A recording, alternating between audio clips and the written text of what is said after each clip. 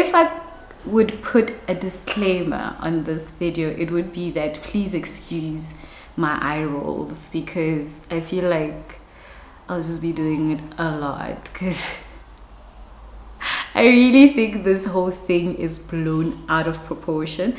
As I said, this series is called My Unpopular Opinion, and honestly, when it comes to today's topic, I'll try to find the lady that I like. She does it better. Guys, honestly. But anyways.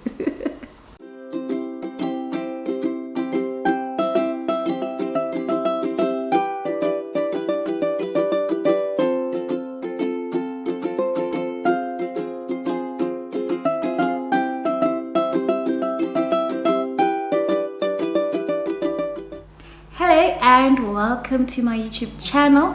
My name is Sunshine Zee, and if you are new here, you are welcome. If it's your first time coming across this face and this channel, you're welcome. Please explore. There's lots of content for you to enjoy, and if you do enjoy it, please like, comment, and please do consider subscribing. I would really appreciate that.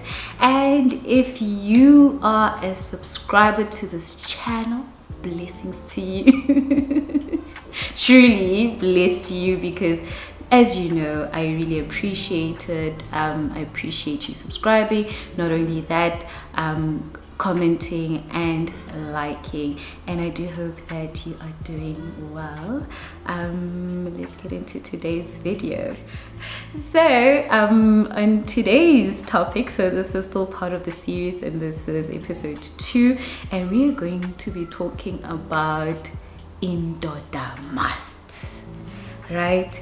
And basically it's a term that has been coined on social media for men must. Basically that's the direct translation, and it's really just used by women to say this is what a man should and should not do, basically.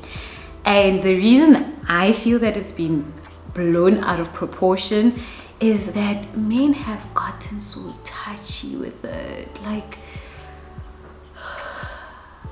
it's not that deep, guys, especially men on Twitter in particular, but I'll just say on social media. It's like for the first time you're being told what to do, but can you just take a moment to think about what women have to go through, like have had to go through? Like women have been all our lives we're told what to wear, what not to wear, what to do, what not to do. In fact, most men are constantly up in our business. Like, I actually have an issue with that, but maybe that's like for another video. Like, to just say, every time I come across these podcasts or videos where men are like, we like women who are like this and who are like that.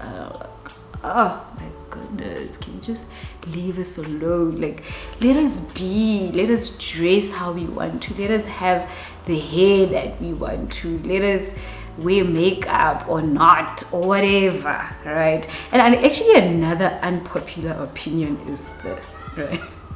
When it comes to these men who claim that they like an all-natural woman who doesn't put on any makeup or who has natural hair, I think they do it under the assumption, because it doesn't necessarily mean that her skincare is not expensive even if she doesn't have makeup on, or doesn't mean that natural hair is less expensive. It's still expensive. But I do understand that the assumption is that it's less expensive. And if you think about it, it's because like, let's be real, it's because those men likely do not have money. Like, I've said it, they probably don't have money, and I feel that they are hiding under the whole I like a natural woman, I like a woman with no makeup and all of that. Just be honest, because, and I feel like we could prove this, it's just it would be difficult to do, but we could prove it if we would follow up with some of these guys who say I like a natural women with natural hair and, you know, no makeup and dresses a certain way, if we were to follow some of them, and if they were to level up financially, you know, in their lives, they would probably go for a woman who does have all of those things that they said they didn't like. Because, like I'm saying, I don't think it's a matter of preference. Not all the time. I'm gonna generalize, but it's not always a matter of preference. I think most times it's just you don't have money. But anyways, let's talk about Indoda must. I'm sorry guys, I had to change where I was sitting because it was a bit noisy on the other side. But yeah, let's just continue.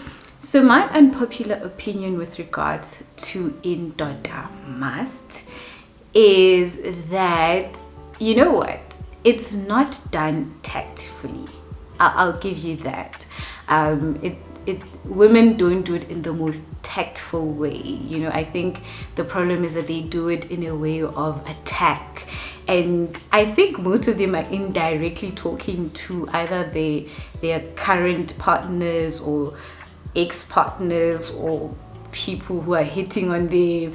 I don't know, but it's not the best way to approach the topic, right? However, I do think that it is just women calling out men on their, I don't know what word to use, but really men in this generation, and I'm going to generalize, but it doesn't mean that it's all of them, but men seem to want to do the bare minimum. Like, I don't know, like, can somebody tell me what's up with that? Like, they don't want to do much, right? And it's not even, I don't even think it's necessarily this generation, but yo man, like, I think women nowadays are just calling out bad and toxic behavior, you know, of men really just, like I'm saying, wanting to do the bare minimum.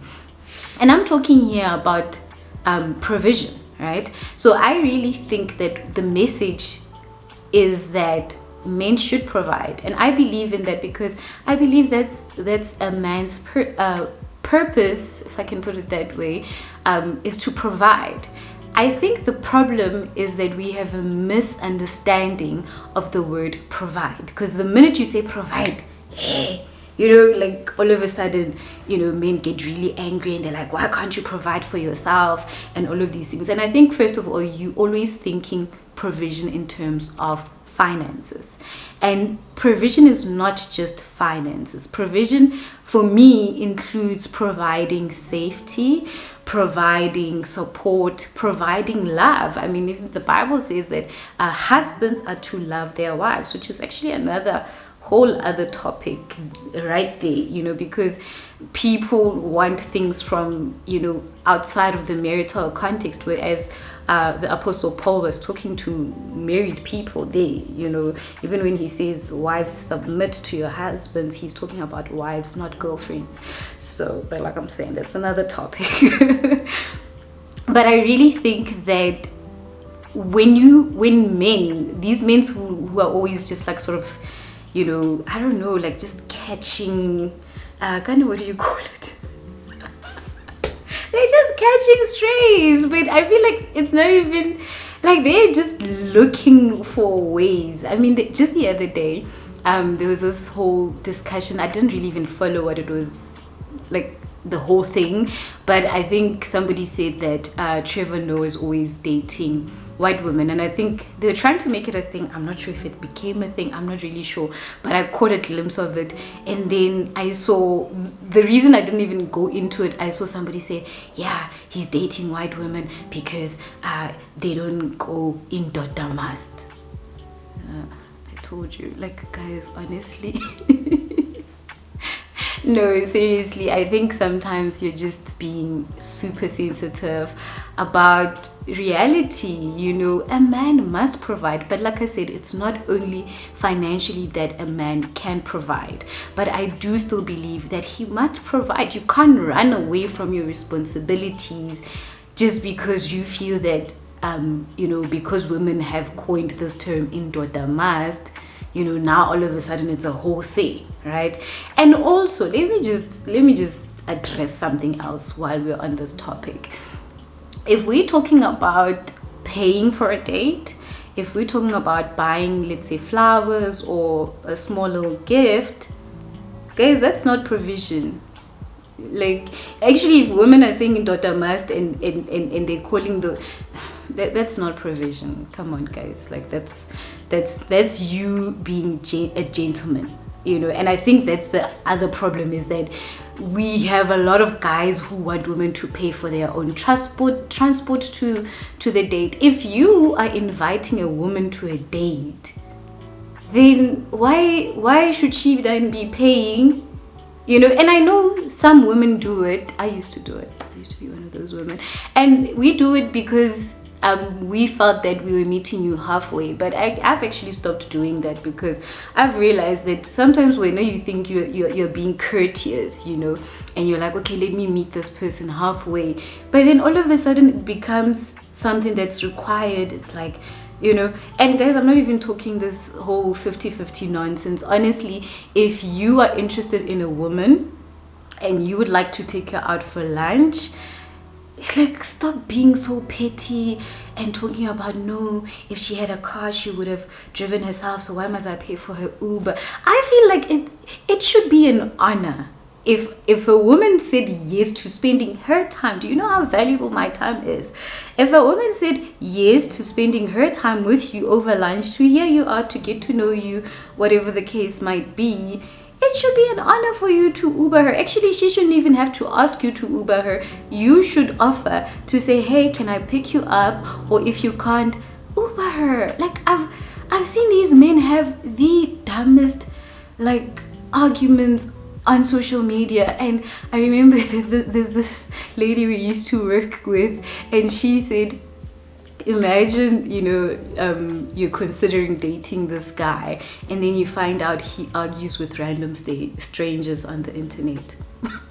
and whenever I see men arguing with each other or attacking a woman on the internet, I always think about that guys, grow up. Like, honestly, it's really just, I feel that we've made it too much about money and about all of these things and about counting of who does what. And yes, I admit a lot of women have contributed to this. I understand that, like I'm saying, even the whole 50-50 thing has contributed to that.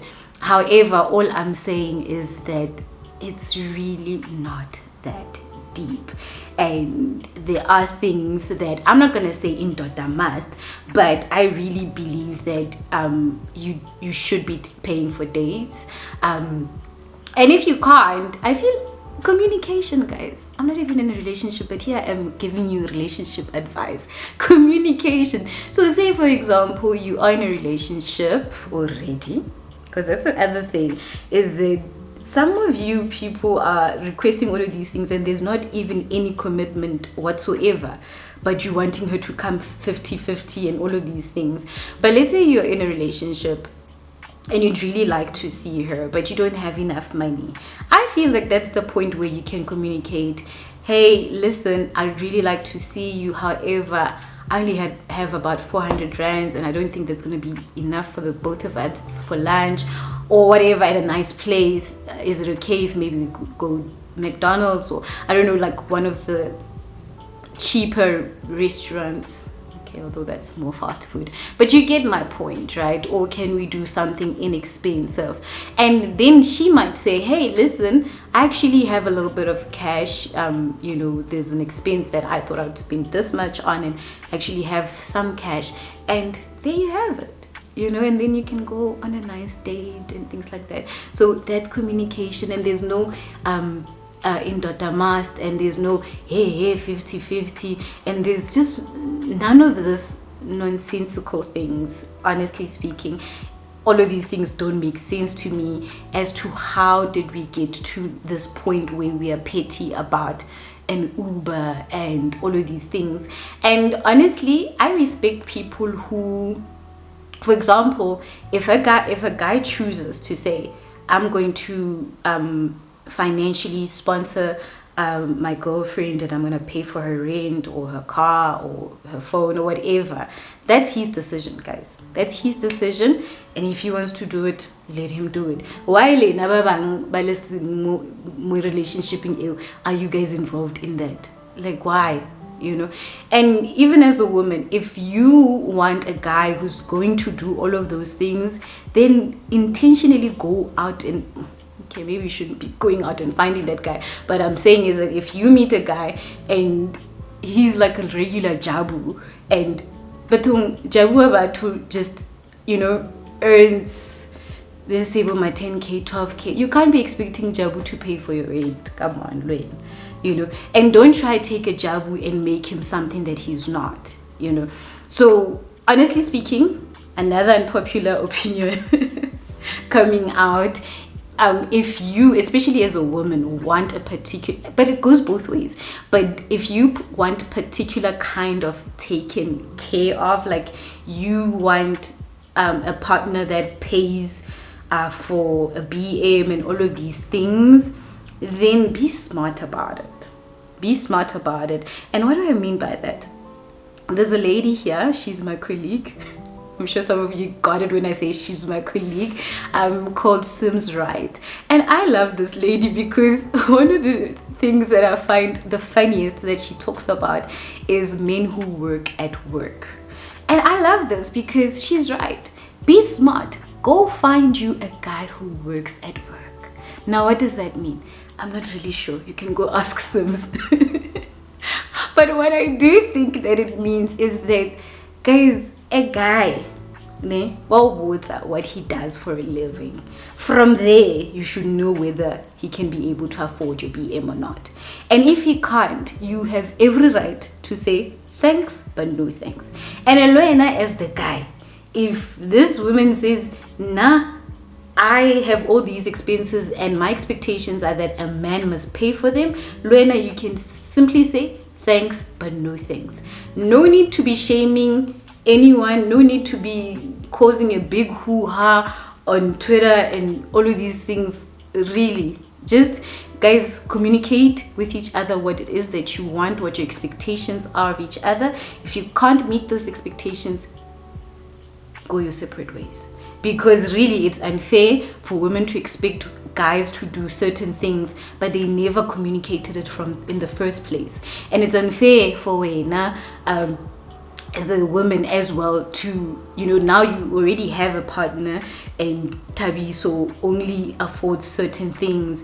It's unfair for you to be like, oh, but look at what Kolo's man is doing for her. Kolo's man is always doing this and this. That's really unfair. Like, honestly, ladies, Lilina, that's unfair, right? But even guys, at the same time, if you have accepted that way, now you're going to pay, or you're going to give a girlfriend allowance of X amount, and then you hear that Leroy doesn't have to pay that, you can't now come to your woman and say, but Leroy doesn't pay that. No, I get when you've agreed. You've already set a precedence. And I think that's the other thing that people don't realize, is that sometimes in trying to impress the other person, you are setting a precedence of something. So sometimes first date, you've set a precedence. So now I'm thinking, this guy, now when you don't take me to Santen, I'm like, oh, Megan Bean, and it's not that I'm a gold digger or something. It's that you've set a certain precedence about what you can do, so sometimes really, there's a sermon I was watching the other day, and the pastor said that it would be so fantastic, it would be so great, especially when it comes to relationships, if we showed up as who we truly are from the get-go. If we na at the date, if you're a guy who is like just be who you are, because that way the other person can know what to expect. I feel like this conversation has gone a different direction, but anyway, I think it's still it's still under that umbrella of the whole Indoda must, and you know, I'm saying I truly feel like, sorry, I feel like it's not really that deep. It's really not that deep. So anyways, do let me know what you think. What are your thoughts about Indoda must? Is it a real issue, or do you agree with me that people should communicate their expectations and go for the kind of person that you want, you know? So if you want a guy that will pay for all of your expenses or whatever, go specifically for those kinds of guys. And I think some of you know where to find them. If you don't, go to those girls and DM them. You know them on Instagram. I don't want to go into that, but yeah. So anyways, thank you so much for watching. Like I said, I'd really love to know what you think about this. So yeah, do comment and like and share. Until next time, do take care. Love and light to you all.